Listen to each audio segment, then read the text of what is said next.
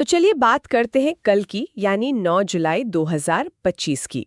एक बड़ा राष्ट्रव्यापी भारत बंद होने जा रहा है। ये खबर इस वक्त सब जगह है। जी हाँ, बिल्कुल। और ये कोई मामूली बात नहीं लग रही है। हाँ, वही तो सुनने में आ रहा है कि देश की 10 बड़ी केंद्रीय ट्रेड यूनियनें हैं इसमें, और सिर्फ वही नहीं, किसान और गांव के मजदूर संगठन भी साथ दे रहे हैं। बिल्कुल, एक बड़ा गठजोड़ दिख रहा है इस बार। और आंकड़ा तो देखिए, हमारे सूत्रों का कहना है कि 25 करोड़ से ज्यादा, मतलब 25 करोड़ से ज्यादा कामगार इसमें शामिल हो सकते हैं। 25 करोड़, ये वाकई बहुत बड़ी संख्या है। ये दिखाता है कि मामला गंभीर है। तो चलिए आज इसी पर थोड़ी गहन चर्चा करते हैं।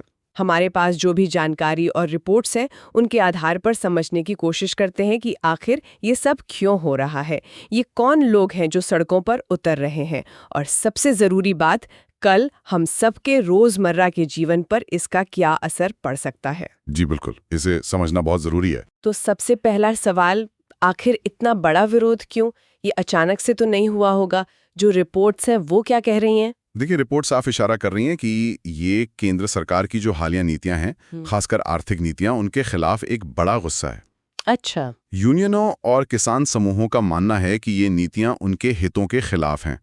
उन्हें लगता है कि ये कॉरपोरेट्स को ज्यादा फायदा पहुंचा रही हैं। मतलब ये सिर्फ मजदूरों का मुद्दा नहीं है, किसान भी इसी वजह से साथ हैं। हाँ, यही इस बार की खास बात है।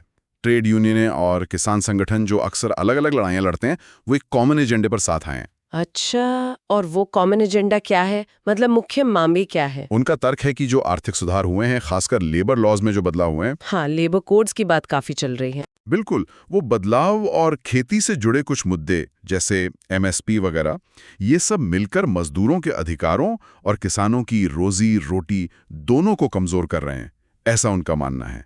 सुनने में आया है कि कोई 17 सूत्रीय मांग पत्र भी है। जी हाँ, एक 17 सूत्रीय चार्टर ऑफ डिमांड्स है। इसमें कई बातें हैं, लेकिन जो मुख्य मुद्दे उभर कर आ रहे हैं वो हैं ये जो नए लेबर कोड्स हैं उन्हें वापस लिया जाए। अच्छा। फिर नौकरी की सुरक्षा बेहतर हो, क्योंकि इन कोड से उन्हें डर है कि हायर एंड फायर आसान हो जाएगा। और बढ़ती महंगाई, वो तो एक मुद्दा है ही, उससे राहत की मांग भी है। ये 25 करोड़ वाला आंकड़ा जो है, इस पर वापस आते हैं। ये कौन लोग हैं? क्या ये सिर्फ फैक्ट्री मजदूर हैं? नहीं, इसका दायरा काफी बड़ा बताया जा रहा है। रिपोर्ट्स के मुताबिक ये पूरे भारत में फैला हुआ है। इसमें शहरों के मजदूर भी हैं, गांवों के खेतिहर मजदूर भी। अच्छा। सरकारी कर्मचारी, बैंक कर्मचारी, शिक्षक, ट्रांसपोर्ट वाले, मतलब अलग अलग सेक्टर के लोग इसमें शामिल होने की बात कह रहे हैं। और किसान संगठन भी? जी हाँ, संयुक्त किसान मोर्चा, जैसे संयुक्त किसान मोर्चा जैसे बड़े किसान संगठनों का भी इसे पूरा समर्थन है।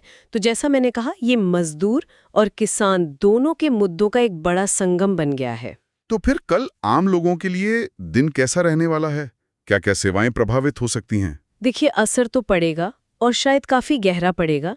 जो रिपोर्ट्स आ रही हैं उनके हिसाब से बैंकिंग सेवाएं बुरी तरह प्रभावित हो सकती हैं। बैंक बंद रहेंगे क्या? कई सरकारी बैंक और कुछ रीजनल रूरल बैंक्स या तो बंद रह सकते हैं या फिर बहुत ही कम स्टाफ के साथ काम करेंगे।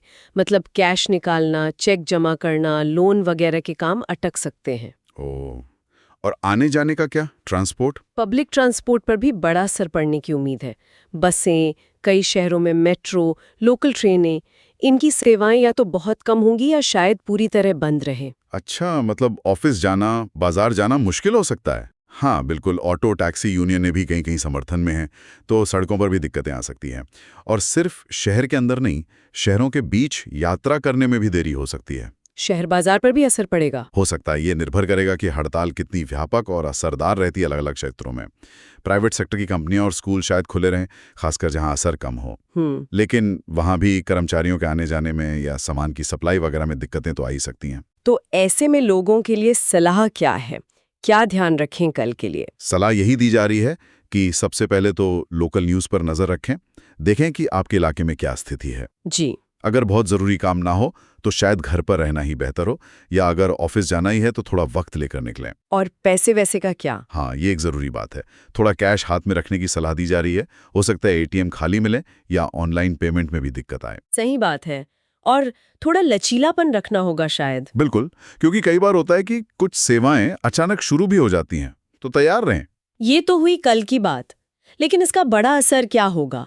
मतलब सरकार की तरफ से क्या कोई रिएक्शन आया है? क्या वो यूनियनों या किसान नेताओं से बात कर रहे हैं?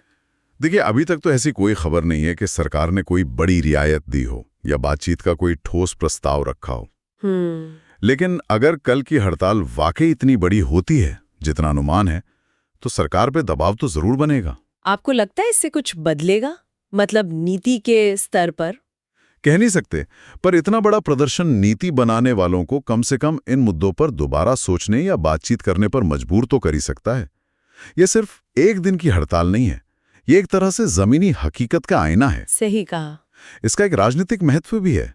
हो सकता है आने वाले समय में पॉलिसी डिबेट्स में मजदूरों और किसानों की आवाज को और मजबूती मिले। तो सार यही है कि कल 9 जुलाई को देश भर में एक बड़ी हड़ताल की वजह से काफी कुछ थम सकता है। वजह है सरकार की आर्थिक नीतियां, जिनके खिलाफ मजदूर और किसान एक साथ आए हैं।